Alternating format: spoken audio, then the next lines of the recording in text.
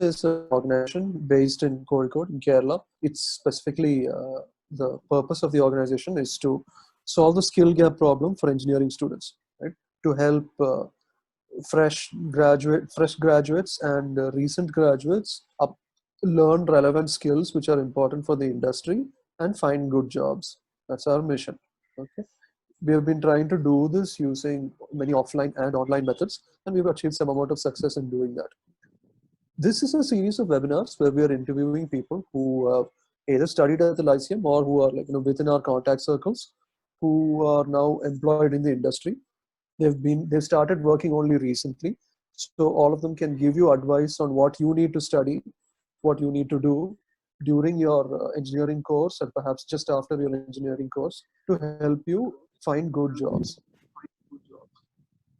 Okay. So this week, our guest is Rahul. He was a former he's alumnus of the Lyceum's mentoring batch, and he's currently working as a software engineer in Bangalore. I think the way to start would be to have Rahul introduce himself first. He gives us some idea of who he is and where he studied, what he does, etc. And then after that, you can use the chat feature on your Zoom app to ask questions which you think might be relevant to yourself. Like typically people ask certain kinds of questions to, when you have an opportunity to talk to somebody who's in the industry. So you can ask questions. If not, we have also received some questions via, the feedback forms from the earlier sessions and online and things like that. So we'll post those questions to Rahul as well. I want to emphasize that you should try to all the people who are coming, that you should try to take advantage of this as much as possible. Rahul is spending his time to help you guys find jobs and opportunities. So please make sure that you utilize it properly. All right. Rahul, why don't you introduce yourself now? Oh, sure. Thanks, Naufal. So I'm myself Rahul. So I'm from Kerala, Palakkad. So I completed my graduation in 2014 from MES Kuttipuram. Then after 2014, I figured out what to do. At that time, I heard about Lyceum, and they are starting their first batch. So me and my friend joined over there. So we completed the course over there, and after that end of that year, 2014 December, which is Castalia Labs, which is in Pune.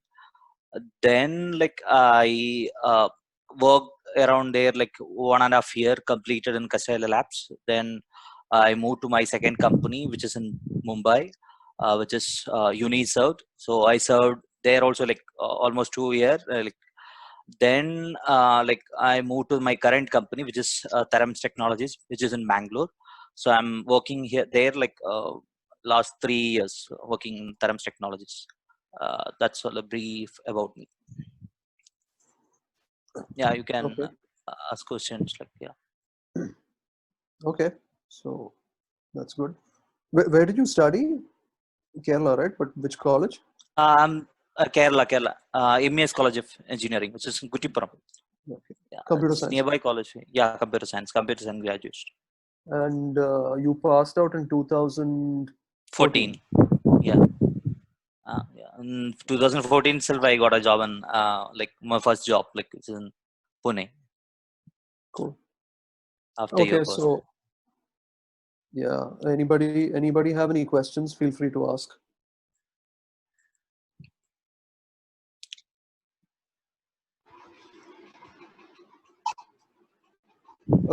Malayalamത്തിൽ ചോദിക്കണമെങ്കിൽ മലയാളത്തിലും ചോദിക്കാം. Feel free to ask in Malayalam. We'll translate it to English for people who don't know Malayalam. So that's also and if people are wondering what kind of questions they could ask, I think you guys can ask any questions that's relevant to graduating and finding a job. Are there worries that you're having? What's going to happen in post-COVID scenario? Things like that. So any question is welcome.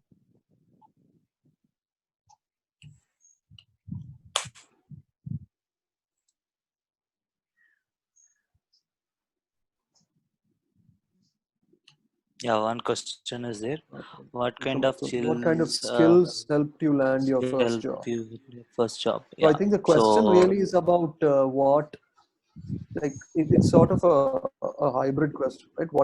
What should you learn? Like these people who are working here, who are studying and all that, what should they learn to help them get their first job? Yeah. I think things have changed from the time you started, so I think you can Yeah, include your exactly. experience as well. Yeah. Yeah. So for my first job, which is in Castelli Labs, Pune, so it's really hard to get a job like the first time. Like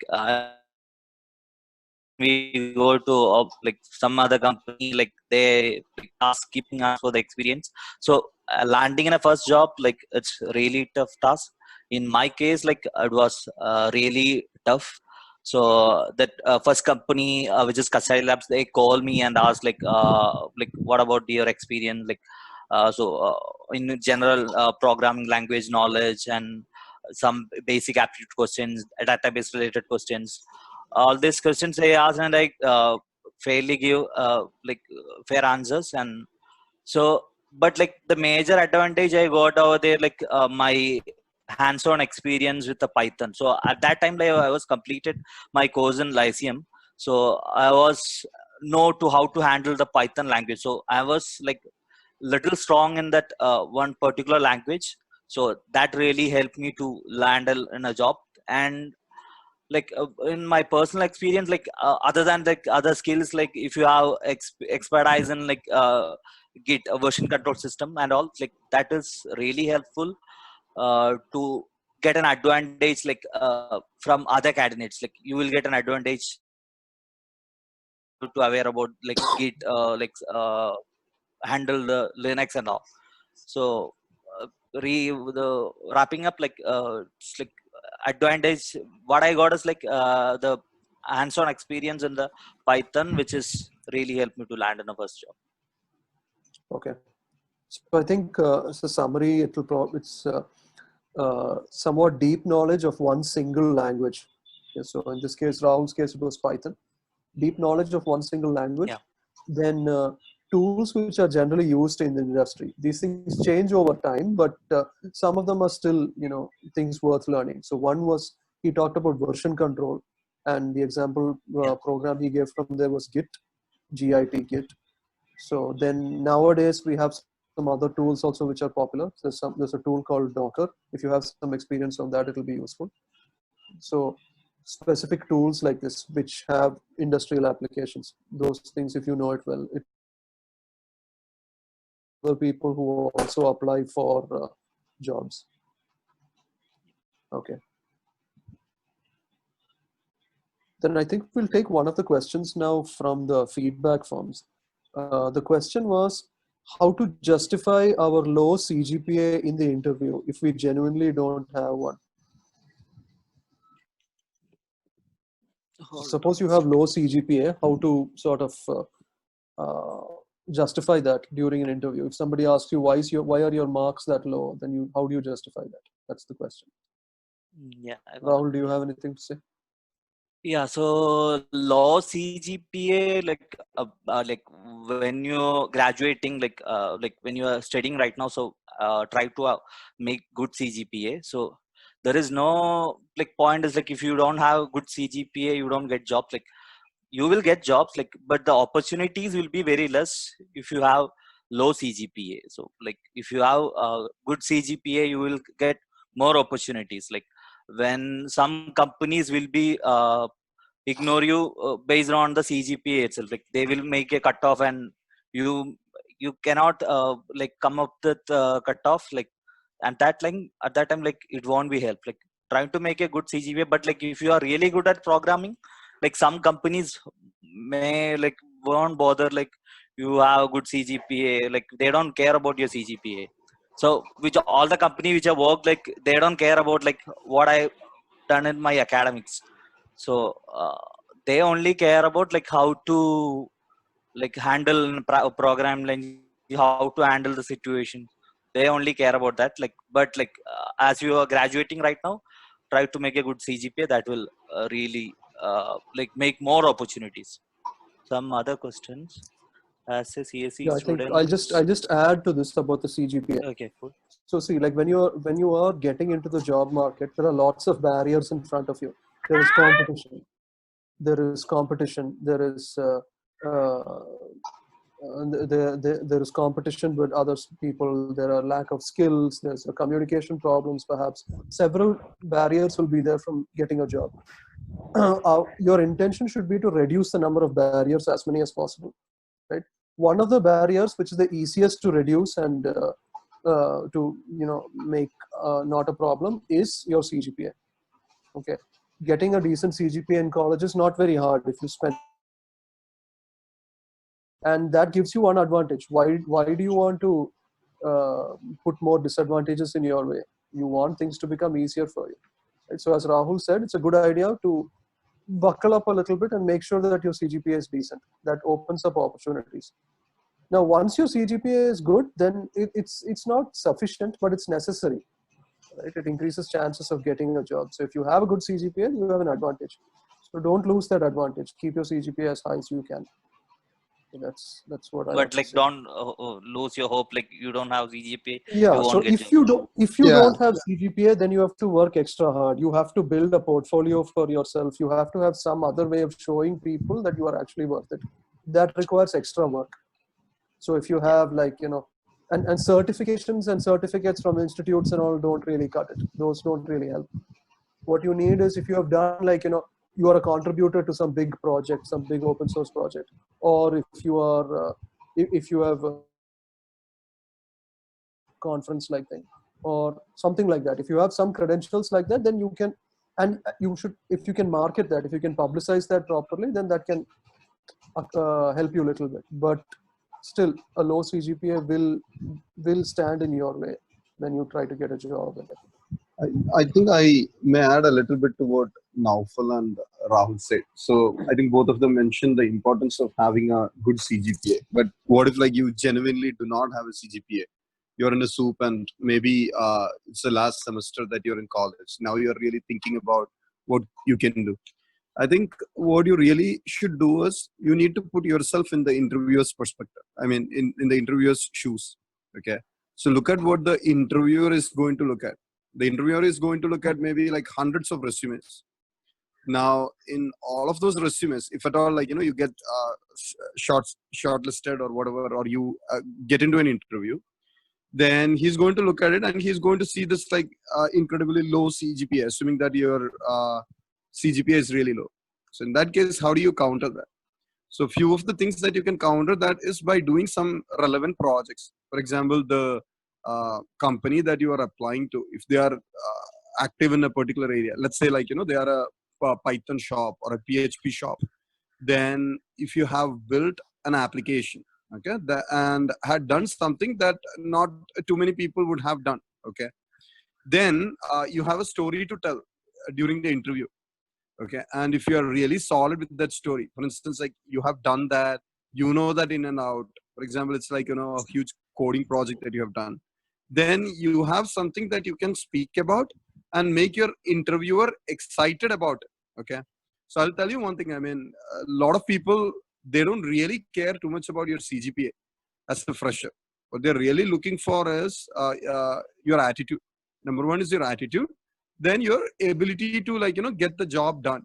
Okay, so if you can prove that you have this, for example, you have worked seriously and built something, maybe like the final year project that you're doing, maybe that's something that you can focus on and make it something that not too many people can do so easily. So if you had done like something that stands out, then, and if you have put in real work on it, then when you go to those interviews, you have something to speak about. So if you do that, then definitely you can overcome the barrier that you have put on yourself, which is a low CGPA. So that's one thing you can do. Similarly, like the other thing, right? For a lot of freshers, I mean, if you're good with, let's say, communication, then maybe like if you can come up with an incredible story, like, you show your ability for communicating well, for team leadership and things like that, then maybe the company is like, I'm not saying like every company will really value that, but there may be some companies that may be interested in getting you in because they may be looking for somebody whom they can groom to be a good project manager. So those are the things that you can do. Analyze what your strengths are, and then see if you can do something about it that makes an interesting story that you can speak to the interviewer. That will be useful.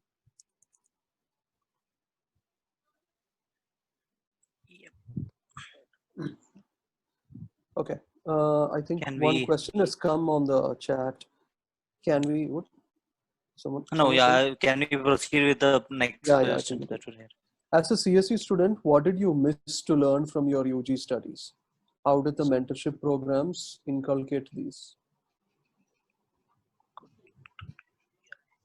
I think that Okay. question is for Rahul. So, Yeah. what did you So, not have in your? what was missing after you finished your BTech, and how did the mentoring program help?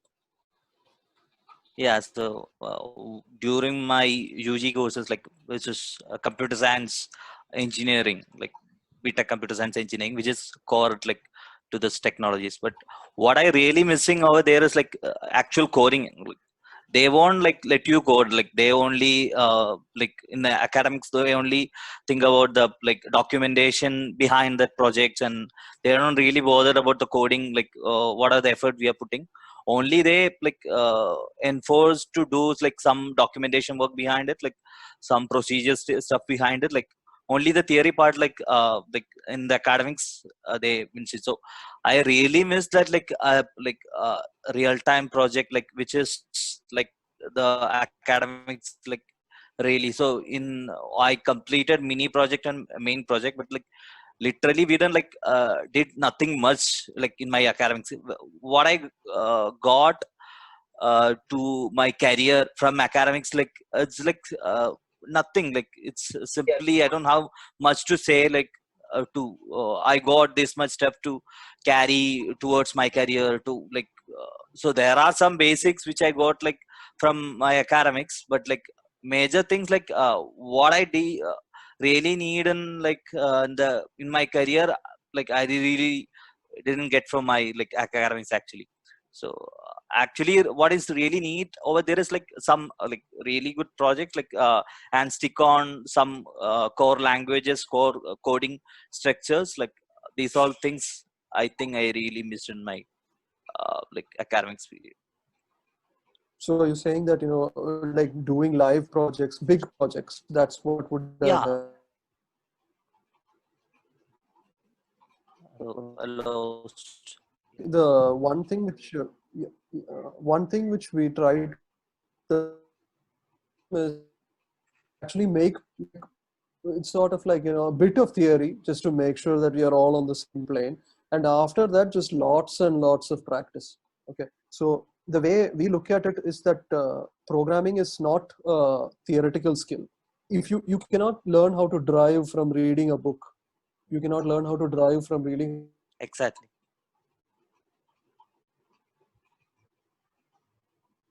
100 hours. Naufal, your voice is breaking up. I don't know whether it's just me. I think like for me also your voice is breaking. Is it better now? My connection, it said that my connection was unstable for some time. Yeah, it's better now. I guess it's better now. Okay. Okay. I So think I'm like fewer transferring. words you said, like I didn't, I missed. Yeah. So the basic thing is this: like programming is a skill that will work. That you have to learn only by doing. You cannot learn. It's like driving. Unless you actually drive, you cannot become a driver. Unless you actually program, you cannot become a programmer. You cannot take a course and just automatically become a programmer. You should program. You should write code. If you're learning to drive or if you're learning to swim and you make a serious mistake, you might get into an accident or you might drown. But if you're learning to program and you make a mistake, there's no problem. Your program will crash. Nothing else will happen. Right? So you take that thing and you keep doing more and more. There are several practice websites. There are several things like that you can do. You keep doing that and improve the quality of your code. That kind of thing is what will make the difference. Okay, when you are when you want to be, when you need to be like to compensate for what Rahul's mentioned, that lack of practical experience in colleges. And there is enough time to do that. There's not a problem. You have to practice it. You have to build up that thing by. And one thing I noticed, like now for like yeah, one thing I noticed, like if we aware about like middle of a like academic course, so and we are aware about all these stuffs, like it's will we aware about all this stuff, like then it's really easy to land in a first job. Like at the end of a career, we have a bunch of stuff to showcase to the interviewer. Uh, by doing some practices, and we pushed our change, Right. like we pushed our things to some like portfolio. So it's really easy to land in a first job when we complete our course. Mm. Yeah, That's good advice. I think one other thing that I want to add is basically the students when they're going through their CSC curriculum, majority of them, they just try to program just to pass the exams. They, I mean, outside of even like those questions, if you ask them to solve after a week beyond the exam, they won't be able to do it. And the reason is because like they may have made some adjustment to kind of like retain it and then just pass the exam. And this happened to like our batch students. Majority of them like learn programming only after getting into the industry. So that is one thing like if you really know how to code, and if you really know how to program, okay, and if you had created like projects wherein you had mastered that skill, then whatever happens, whether like it's corona or like whatever the recession, the situation is, you will definitely get a good paying job. So the curriculum as of now, anywhere, whether it's NIT or even like other places, I'm not talking about NIT CSC, but the other places, uh, people are not really like becoming experts in programming even though they go through CSC.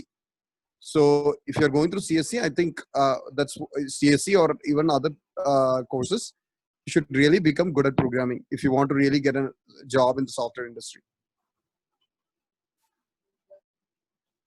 Okay, so as a summary,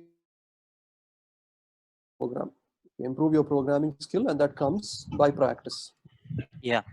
So for my experience, like what I really going to track, like which is help like Lyceums, like Lyceums, such kind of mentoring program will you give you such a platform, like this how you should do, and this how you should prepare. Like we will give that point. So at that time, that's maybe the things like I get to know after my course, and that really helped to land in my first job. Yeah, that's good. Okay, I think we'll take the next question. Yeah, Karun Raj Gupta, he asks, how can one be good Yeah. at logical questions asked in the interviews or screening? So, see, I mean, there's two things here which this has come up before. One is the skills you need to clear the interview prep. Okay, interview prep, like specifically these kinds of trick questions and things like that. Those kind of things you can only get from practicing, like specifically practicing for an interview. There are websites and things like that which give you those kinds of questions. And secondly, Lyceum itself is releasing an app on for Android and iOS called NSkill. Okay, NSkill will actually give you these kinds of questions, and you can sort of take these questions when you're on a bus or when you're sitting simply relaxing, etc. And it will actually grade you and help you improve your skills for that, specifically for interview prep. Okay, so that comes, you will get better and better by practice. Like, it's like asking, like how do you become good at chess? You become good at chess by playing lots of chess. You'll sort of see all the moves, you'll identify things, you know how to. So logical questions, there's two things. One is like doing those kind of questions a lot so that you get to think in that way more. And second thing I'd like to connections second thing Yeah. I'd like to mention is the NSkill app will actually give you opportunities to do that. Okay, anything you want to add, Rahul?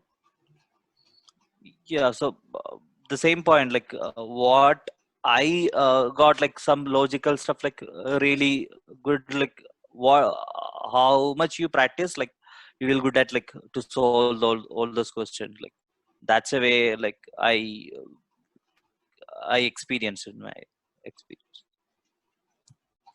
Right.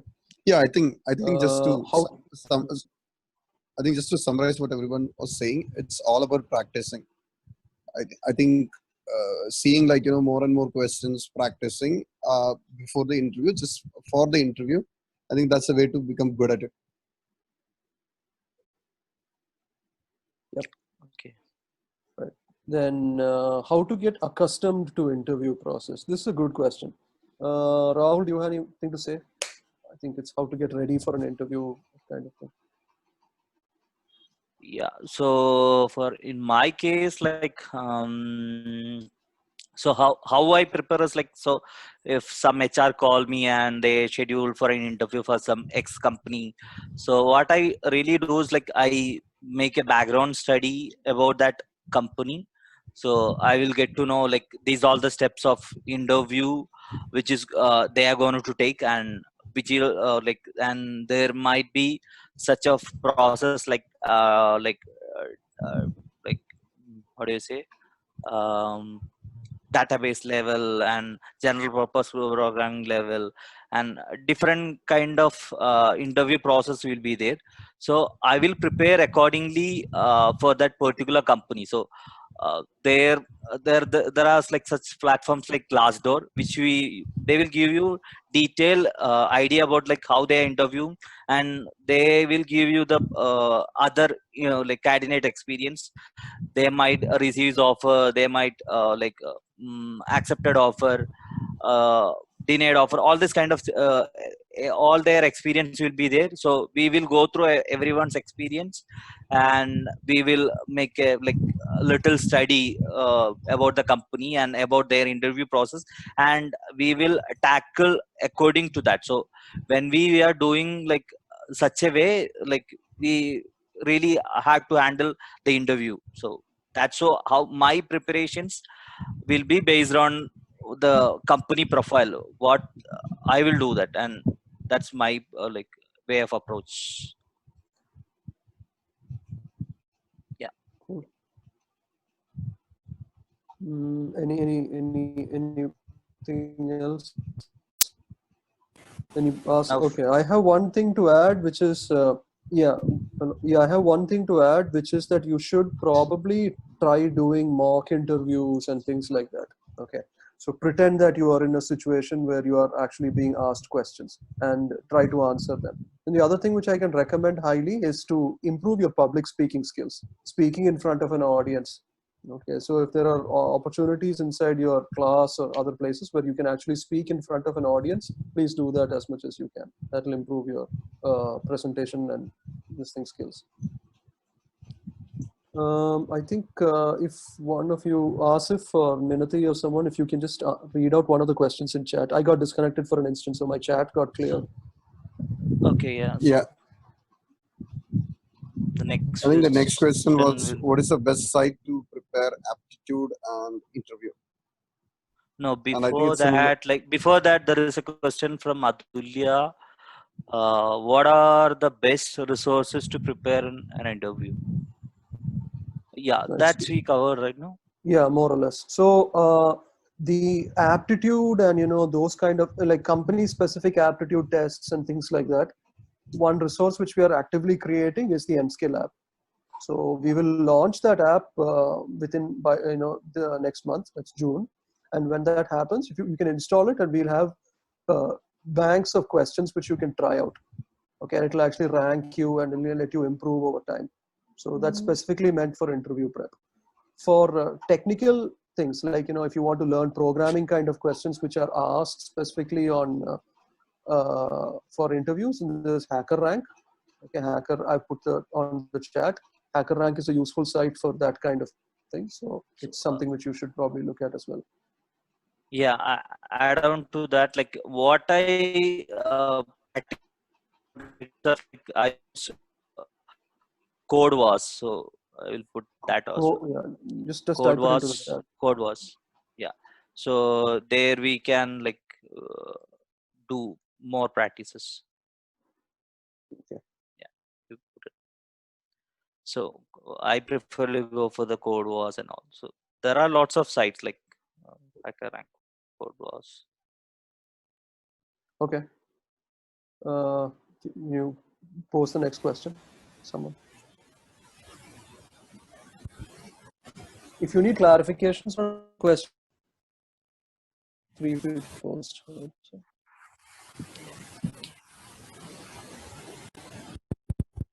What's the next question, Asif? Rahul, if you have access to the chat, maybe you can post it yourself. No, last question we covered, like what is the best Yeah, site? there are no more questions now. Okay, fine. Hello? Who's that? It's very loud. It's very hard to hear you. Sorry. The question was, I just want to know what are the trending technologies that are right now. So around the last time, so like you said, I wanted to stand out from so I just want to know what are the trending technologies that I can learn. I think it's better you type it. It's very hard to hear you. Can you type Yeah, your it's question? pretty loud here, like what you are saying. Yeah. Hey, I wanted to know What are the trending technologies technologies now? So I can learn during this time to stand out. Stand out. Yeah. Mm, Yeah, so Rahul, you're in the industry right now, so maybe you Yeah. could talk about this a little bit. Yeah. Cool. So we are in the industry right now. Yeah. So the thing is like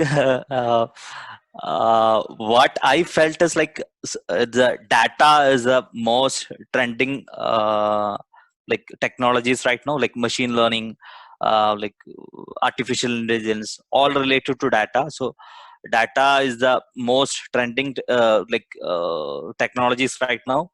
If you are a data scientist, you will get more pay. Like there are right now a few days back saw some YouTube series like how you get the pay. So data engineer, which is the most like one of the most paying data engineer, will be the most paying role in the industry. Job. So I guess like data is the data warehousing, data like uh, data engineer and all, like data scientist actually is the most trending one, and machine learning, all this stuff is a really trending technologies right now. So this time Yeah, so I have a slightly different perspective on that. One thing is Okay. like companies will not hire you. Like if you're applying right now, right? Most of the people who are on this webinar, they're all freshers, fresh people, or maybe like, with less than a year of experience. Companies will not hire such people for highly specialized roles. Okay. Yeah, that's true. Yeah, I so agree. people who are in this experience bracket, what you should concentrate is not on specific technologies, but on width. Right? You should know a bit of mobile, you should know web, you should know data, you should know DevOps, you should know all of this, but you won't go into depth in anything. Right? Because at a junior level, when people take you, they want you to be general problem solvers. Anything they put you in, you should be able to contribute. You don't want to hire a junior guy who's just out of college who's going to say, no, I will do only data work. I won't do DevOps. Right? That's very irritating because you hired this fellow, you're offering him a job in the middle of a recession and pandemic and all that, and he says, I will work only data. That's frustrating to any employer. Follow up this question. So That is yeah, so we'll come to that. But what I'm trying to say is you should generalize. You should, at this stage in your career, you should probably generalize. Don't study Python or Java. Study Python and Java. Don't study, ML or DevOps. You study both, right? So make your profile wide so that you have more opportunities for getting jobs. If you study data only, then only data jobs will be open to you. If you study data and DevOps, then both those areas will be open to you. So right now you want to maximize your opportunities of getting jobs. So make sure you're well equipped in a wide range of things. That makes you stronger. So that's my recommendation.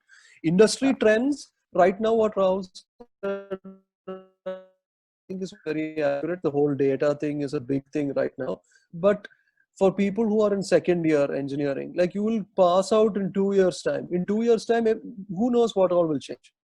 Right? So things change very, very quickly. New techniques might come, new tools might come. So don't focus on the now. You focus on making your basics strong, and you push forward from there. Yeah. So add on to that, like Naufal. So like when I joined to the industry, like I don't really go to one technology. So I started like in my programming, which is image processing technologies, which is first I worked on. Then I moved to another one, which is I handle a little bit of machine learning in my second. Then right now I'm doing Java. like sorry, not Java, Django.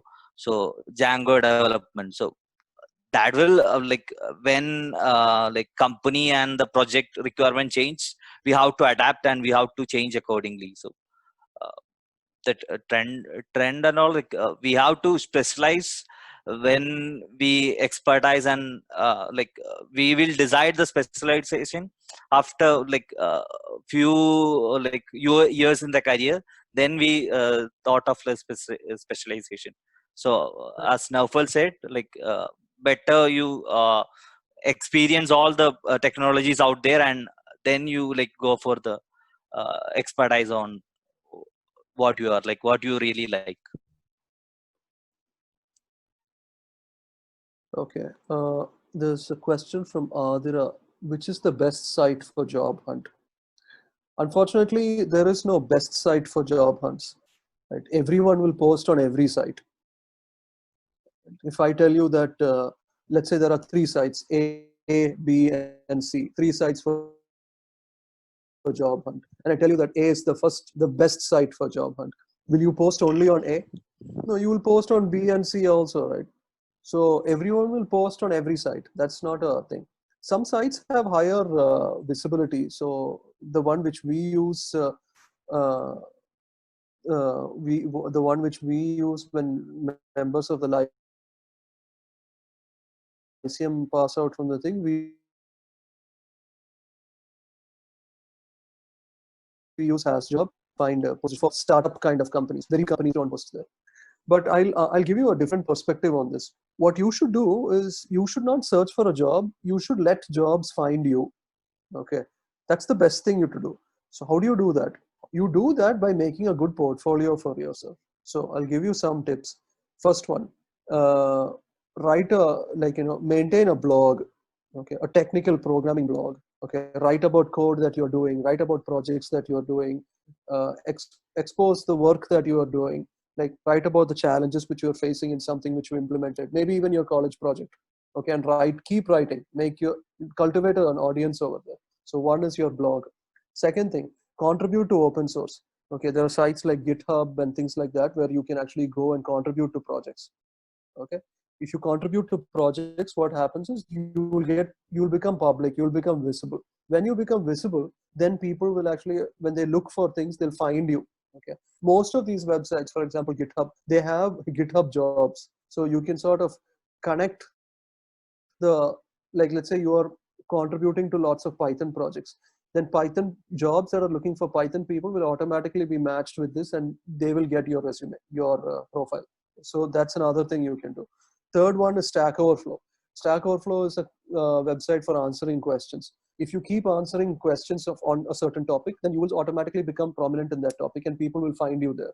Then I mean, I answer questions on Stack Overflow, and I've gone to places and conferences and meetups and things like that, and you say, oh, Naufal Ibrahim, you're that fellow on Stack Overflow, right? People ask me that before even meeting me, right? So like that kind of thing will actually help job seekers find you, or job hunters find you, or like let's say employers find you, rather than you finding employers. Okay, so I think the better thing to do is, because everyone will apply to all these jobs. I give you 100 sites which you are taking where you can apply for jobs. You will apply to all 100 of them. Same resume you will upload everywhere. CGPA is so much, so and so college this year. Skills will be whatever the KTU syllabus says. There'll be C, Python, some things like that. Then hobby will be reading, playing cricket, etc. That's the CV which everyone will have, and everyone will upload the same CV to all of these 100 websites. If an employer is looking at all these sites, what will they do? I mean, how will they differentiate between this? But if there's one person over there who they see on GitHub or some other website like that, then it becomes different. Okay, so my recommendation is you try to focus on that. There are narrow job sites, like HasJob is a good one. The Stack Overflow job site is a good one. But these sites, they will automatically filter for people who have actually done a lot of work. Okay, so you should try to make sure that your portfolio is good. which is more valuable than, just trying to apply to the right job site for a job. So that's what I can recommend. India, there are many. HasJob is an Indian site, and there's Naukri and so many others. So LinkedIn is another one. Many others like that are there. So. You have anything to add, Rahul? I think you were able to find a job Yeah, directly so after Lyceum, right? You didn't have to search for it. yeah, so it was really tough for me. Like, I first in my first like I searched on the HasJob itself, like to land like. So I got like first, second job I got via HasJob. Like second job, like third one. So HasJob is which is I really stick on to get the like job. So for my experience, like I preferably like to go in a small company rather than a big company. Like to so that's why I prefer for the HasJob. Okay. Then what are the basic things to learn to get a job? So this is I'm not exactly sure what you mean by that. Like, are you saying like, what is the smallest number of things I should learn so that I can get a job? If that's what you're asking, then your question is wrong. Okay, there is no smallest subset of things that will guarantee you a job. Okay. But if I mean, assuming that's what you meant, if that's not what you meant, basic things means like Rahul already mentioned, one competence in one language, any one language. Okay, something object oriented would be nice, Python, Java, Ruby, whatever. But really good competence in one language. Okay. So that's one thing. Second thing is these basic tools. So like, Git, basic command line on Linux, then basic DevOps tools like Docker, etc. These things.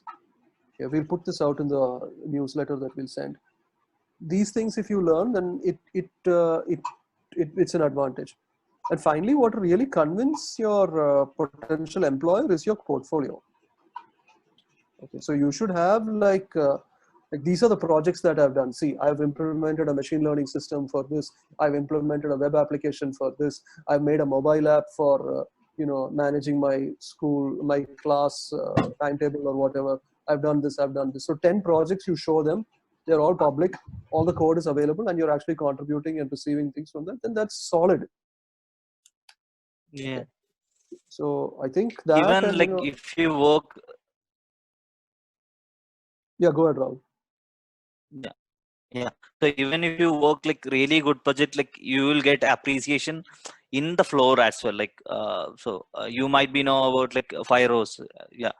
So Firos has done some like modification on some algorithms. Like so even in my flow, like my manager is like he was done some really good projects in this like some modify some algorithms. So even the floor as well, like we will discuss if you really work in somewhere. So make a good portfolio. It's a really good, really like great point to achieve and something. Try to I make a think portfolio. I think in addition to all these, right, these are great points. I think there are some basic things, right? I think these are like these are like sanity kind of stuff. Okay, for example, a lot of times uh, you may need to send a resume or your CV to the company. So a lot of CVs that are written with spelling mistakes and grammatical errors. So I would recommend bad formatting and stuff like that. So first of all, try to figure out the right way to get a CV out. So that's something that you should do. Then the second thing is any communication that you are having with your potential employer, that should be professional. Okay. For example, if there is a meeting that's set up between you and them, try to be there on time. Okay. Don't just disappear on the day of the meeting, or on the day of the meeting, you are not there, and then the HR is calling you asking, hey, where are you? You were scheduled for an interview. Okay. So even though these are not like basic skills, but these are like basic checklists that's a foundation. I mean, that's a foundation on which you can build okay, using all the skills. If you don't have these like foundational stuff, then you will come across as like really bad, and you may have a tough time finding a job. Okay. Yeah. So communication, presentation, these things are important. It should be slick. You should try to make it as good as you can. Focus, spend some time on that. I think distance education matters during finding the job. Well, this is a toughie.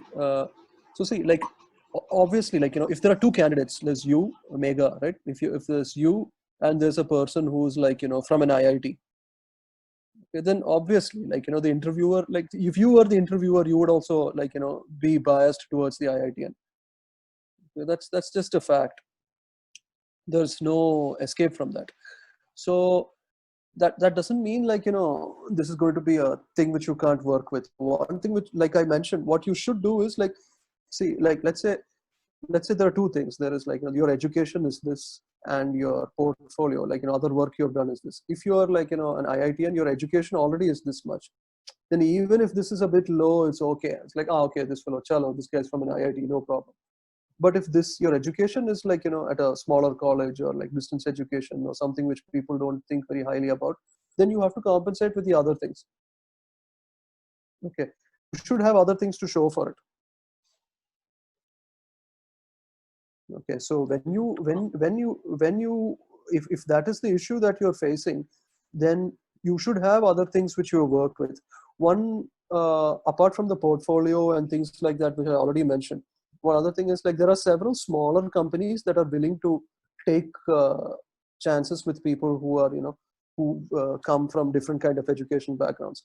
Like there are companies who are willing to take dropouts even, as long as they can actually deliver on the thing. So the salary might be low, their work hours might be long, there will be some amount of handicap, but the thing is that will allow you to break into the industry. Once you go into the industry, then you can sort of go on, keep improving from there. So you should treat that as a challenge, and like to work specifically on overcoming that. You have any things, Rahul? Anything to add to that? No. You said all the points. Asif, you have anything to say? No, I think the more you can, like as Naufal said, the more you can do, the better. But just don't fall for like something that anybody can do, right?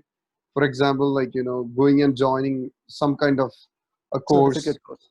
Yeah, some kind of a certificate course, which anybody can do, but that's not giving you anything useful. For example, like using which you cannot demonstrate to your potential interviewer or like potential employer that you have like made something and that will contribute to the company. So apart from that, anything that you can do while you're in college, that will be useful.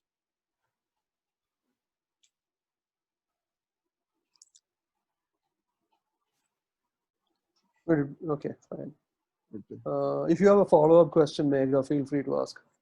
Shahrukh KN is asking how to compensate for lack of experience. I think that's come to the same point. Like, yeah, a little bit, but see, like this is like chicken egg, right? If you don't have experience, so see, like when people see, the thing is, experience for very high position jobs, you have to have experience. Nobody's going to hire a fresher as a company, CTO or CEO or something. That's because it's too risky. Right?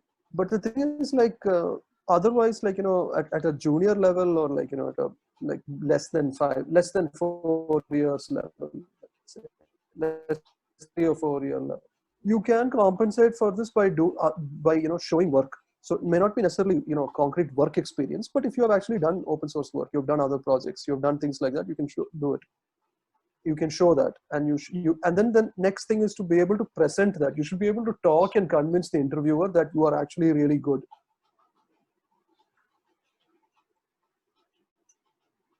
Okay, so that's what you need to do. So first thing is, like, you should have something. You should have something for lack of experience. See, lack in one area should be compensated in another area. That's the basic rule. You have to average these things out, right? If you are lacking in experience, you should compensate you in skills. If you're lacking in skills, well, lacking in skills means you're out. It's like multiplying by 0. If you don't have skills, you won't get a job. Finished. You have to have skills.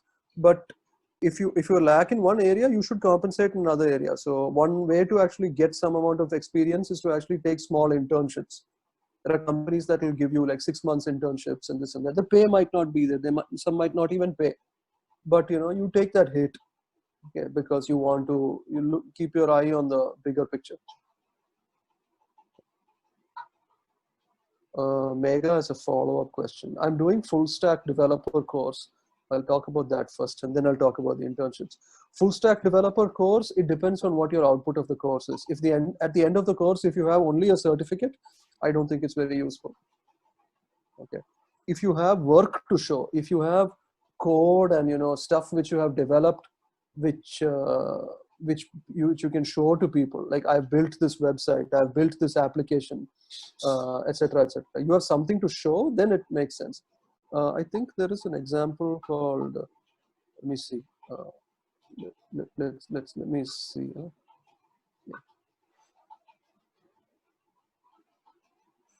See, so this was an initiative done by a few people specifically for this. 100 days of code. It's like a lot of people get on social media together and they all promise to code for at least 2 hours per day for the next 100 days, 3 months. Okay. So if you do, and then you put all the work that you've done online, like maybe 50 days or 40 days, 60 days might be useless work. But after that, there will be some output from this that you should be able to show off in people. Okay. So the full stack developer course will be only useful to you if you have output, not certificates and things. Certificates alone will not really. Internships also, if there are good internships and you've done serious work at those internships, implemented serious stuff, and done something with production code and worked with senior people, etc., then definitely it will help. But if it's like some of these internships that people, like you get some junior guys and like you say, like Chotu do this, Chotu do that, and like just and then you do it, then it's not really helpful. So Yeah, so Naful, one thing like after my course, and some people ask me like what are the to teach, like what are the best like institution to learn this. Like I will suggest your like Lyceum. So at that point, like people will ask me like whether they provide certificates. So I asked them like don't go for the certificates. Like certificate won't present you in the interview panel. So like most of the trend in the like academics all over this, like they need a craze to collect the like certificates. So on my academics I have like lots of certificates which has conducted workshops, attended workshop. Like there are lots of certificates right now. I serve 3 companies. Not one any of the company didn't check my marks list and certificates at all. They didn't check my certificates, they didn't check my mark list, they didn't check anything. They only check like whether you done in a course in Python, come join with us. That's it. That's the spirit. That like, certificates won't help. Like in my experience, certificate didn't help me on my. So I thought like certificate will be help. Like that won't help. Yeah. So Asif and I were saying that our degree certificates, the only person who had a degree certificate was the immigration counter when you're applying for a visa to go somewhere else. They'll check your degree certificates, but companies and all, they don't often check that. And both Naufal and I, we have graduated 19 years ago. So think about that. When No one asks Sai- you for. No no, one no asks one has, you for the certificate. no Nafal? one has asked me for myself. No one has Yeah, asked me for my. yeah. Apart from like the immigration authorities, basically like during visa application process and immigration process, that's when they ask you for a degree certificate. That's all. For finding a job, for interviewing, nothing. Yeah, that may be surprising to people, but It's the truth, yeah. So That's true. companies use your CGPA and all as a filtering mechanism. Like if there are 10,000 people who apply, I cannot read 10,000 resumes. I simply don't have the time. I want to kick out, like, I can read 50 resumes. Okay, then, or I can read 25 resumes. So my thing would be, I'll tell some junior guy, filter out this thing, give me only 25 top ones. So what will they do? They'll take the quickest metrics. They'll open this as an Excel sheet, sort the CGPA column, cut the bottom 25 and send those to me. Finished. That's the easiest way to do it. Because of that, some good guys might miss out, but that's okay. It's not a problem. I think that we have one more question. What are the What are the important things to know? things to know before having a group discussion? Okay, this is kind of tricky. This is like, depends on who you ask. So I mean, I participate in a lot of speaking contests and, you know, those kinds of things, because I like to speak publicly. And different people have different ways of approaching this. Some people, they have no content at all. They don't really care what they are saying as long as they say it really well. So I know a lot of people who are speaking champions in group discussions, you know, impromptu speeches, public speeches, etc. Their main point, it's just the way they present. They can take any argument and they can flip it around and throw it back. They don't need to know what they're talking about, because they can say whatever they're saying very well. Okay, especially for a situation like this. In my own case, I think I prefer to rely on content. So my approach would be that, you know, if there is a group discussion, especially which you have some notice on. So suppose somebody says, you know, discuss something like some government policy, something perhaps like, you know, pros and cons of some government policy. Then my thing would be to actually do some amount of research, spend like an hour, like, you know, finding the pros and cons and building some arguments, building some strong arguments for whichever side you're on, etc. And having some simple ways of expressing those ideas in a concrete way, right? In a convincing way. If somebody says this, for example, if someone says, like, you know, this policy is bad, I should be able to say, on what, like, how can you say that the policy is bad? I can tell you that this has been quoted in this study. We have proven that because of this policy, 80% of the things, benefits are actually coming in. This is there. If you're going to tell me that the policy is bad, you have to justify it with numbers. And I don't think you can do that. That's like a concrete finished, right? It's like a headshot. There's no argument after that. But so my approach would be to prepare like that, to actually have facts and numbers on my side. Okay. And the thing is, like, there's facts and numbers always on both sides. Whenever people do these kind of discussion type topics, there's always both sides. So you need to pick the ones which you're saying. So my approach would be that. There are other people who, I had a friend who I used to actively debate with. He doesn't care what the topic is. He doesn't care which side he has to speak about also. Okay, he's like, which side do you want? Are you pro or against? I say, I'm pro. Okay, fine, then I'll be against. Chalo. And he can deliver that because his tongue is that sharp. Okay, so some people do that. I don't have a fixed answer for you. My approach is generally to rely on content.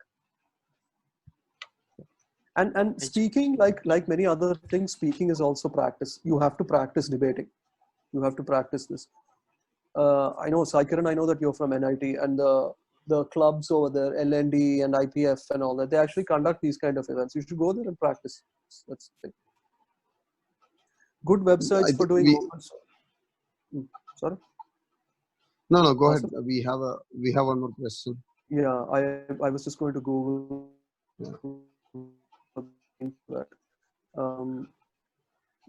So I'll post the link later, but I'll tell you, Shahrukh. No? So GitHub. See, like typically websites, right? I just give you a simple example. 1 second. Let me just give me a second. Let me just fish out a link for this.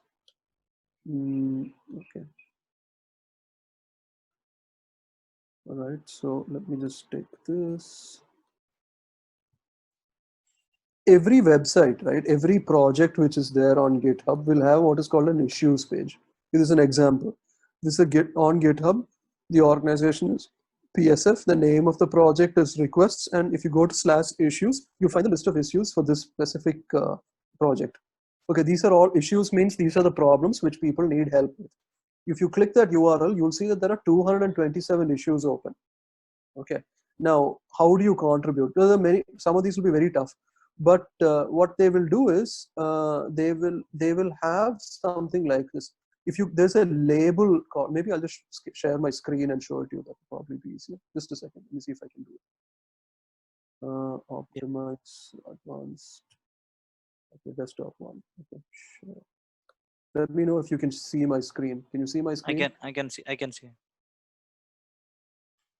Yeah, I think the person Shahrukh. Can you see my screen?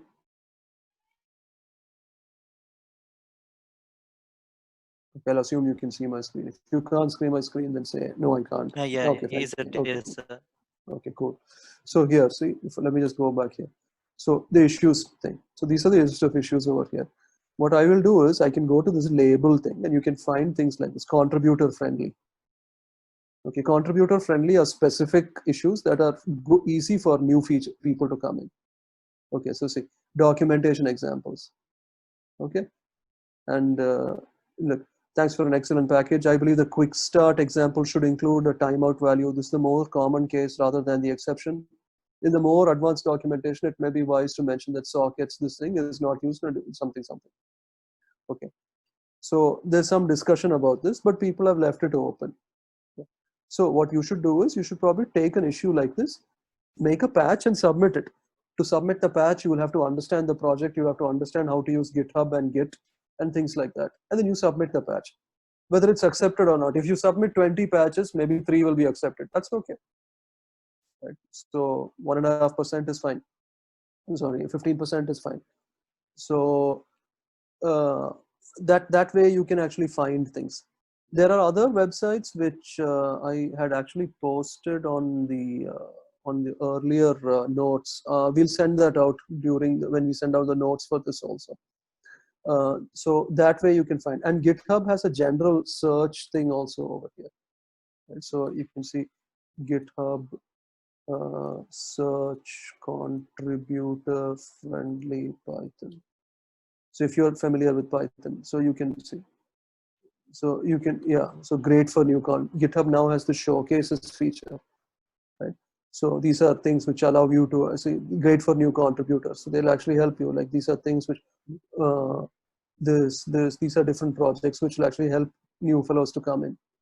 So you take one of these on some specific language which you're good at, 6 languages. You can take a language which you're interested in, right? And then you find which language you want, and then you take that, and then you pitch in over there. So there are many sites that help you find stuff like this. This is one. We'll post a few when we send out the notes for this thing also. That will actually help you find new projects and you can contribute. And don't worry, like a lot of the contributions you do will be bad. There's no shame in that. That's how you learn. Okay, so there's no problem with that. Can I answer your question? This is one way. The other way which you can do is attend conferences. Many of these conferences are going online now because of the virus. Okay, so many of these conferences will have people who are looking for contributors for their projects.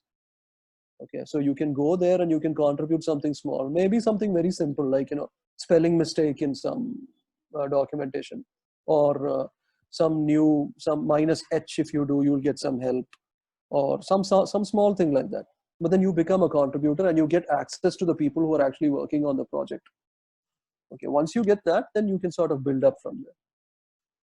And all these contributions we can highlight in our resume, and like that is really good to get a job and all. Yeah, right. That's part of your portfolio. These are the things which I have done.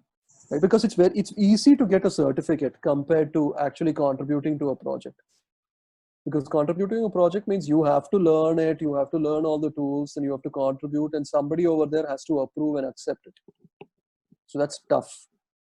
Okay, whereas getting a certificate means you have to go to some institute for 6 hours a day for 3 months, and you'll get your certificate. So do things that are tough, not easily doable by other people, and they'll have more value.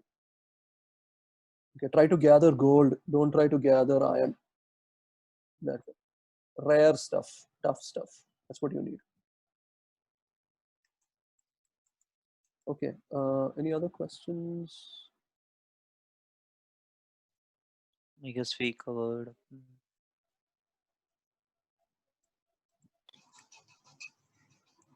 I think we've covered. Let me see. Naufal, you want to give an overview of Lyceum? Yeah. So I mentioned it in the beginning, like, brief idea of where we are, what we do, etc. But maybe you should give it. I mean, I said it once. So want to do Okay. it? Or, okay. Yeah, I think for people like who aren't familiar with Lyceum, Lyceum initially started as a mentoring program for engineering students, primarily people who graduated out of engineering colleges. Like, for example, like Rahul was from one of the earlier batches. So the idea was people who are graduating, they do not have the necessary skills that the industry is looking for. So the program was initially started as a three-month course. Or was it 4 months at that time now? 3. When it started Yeah. first, it was 3. Yeah, it was initially a 3-month course, and the idea was to train the students and give them the skills and the tools that are required, such that when they go for interviews and even like after they join their jobs, they are really productive. Okay, so that was what was Lyceum until 2019, and recently we kind of started rolling out many programs through Lyceum. One of the things that we created was the N-Skill platform, which few colleges in Kerala are already using. For example, like NIT Calicut has done all its placement program through N-Skill. And as Naufal was saying earlier, through N-Skill, we are also rolling out modules, the interview prep modules that will help students to go through and up their skills.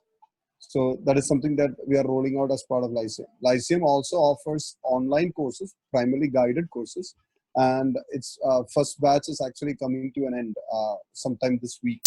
So primarily that involves NIT students.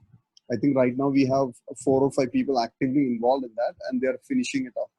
As part of that course, we are also helping students go through the interview process. For example, like the next 1 week, we are going to cover many of the interview prep stuff. So there will be a chance to do mock interviews and things like that.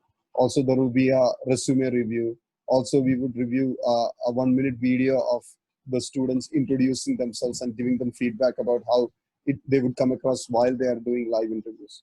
So these are things like, Lyceum is doing. So the overall idea of Lyceum is to help students upskill themselves, so that beyond the academics, there is something unique in these students, and that will help them differentiate among their peers when they go for interviews. So that's what primarily Lyceum is doing. You can go and check out our website, and we are holding webinars and other important stuff that will be useful for students. You want to add anything to that, Naufal? No, I think that summarizes it. So Okay. I think Manjusha and Minati can put we have a WhatsApp group, and we're available. We're present on social media in general, so you can follow us in any of those locations, and you'll get information about new things which we launch and things like that as well. Okay. It's 3:15. Unless there are any other questions, I think we should wrap up. Yeah, we can probably wrap up.